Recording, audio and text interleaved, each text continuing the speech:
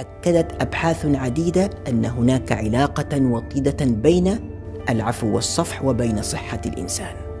يقول مايكل بيري في كتابه عن علاج الأمراض السرطانية إن فقدان القدرة على العفو والصفح والمسامحة هو في حد ذاته ظاهرة مرضية تؤثر سلبا على صحة الإنسان، ويضيف قائلا إنه من المثبت علميا أن التوتر العصبي الناتج عن عدم العفو والصفح والمسامحة يضر بالجهاز الهضمي والأوعية الدموية ونظام المناعة في الجسم.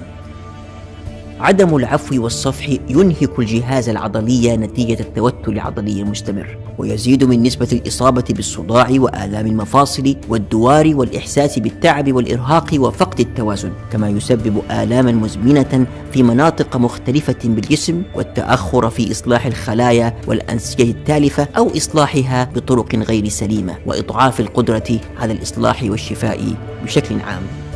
إن الأشخاص الذين يرفضون الصفح والعفو قد يعتقدون أنهم يعاقبون غيرهم، ولكن الوحيدين الذين يدفعون الثمن هم أنفسهم لعدم قدرتهم على العفو والصفح والمسامحة، وهم أشبه بالذي يتجرع السم ويتوقع بذلك أن يؤذي به غيره.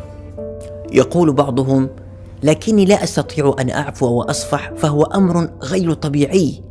ونجيب بنعم، فهو ليس بالتصرف الطبيعي بل هو فوق الطبيعي. لذلك قال سبحانه وتعالى: ادفع بالتي هي أحسن فإذا الذي بينك وبينه عداوة كأنه ولي حميم وما يلقاها إلا الذين صبروا وما يلقاها إلا ذو حظ عظيم.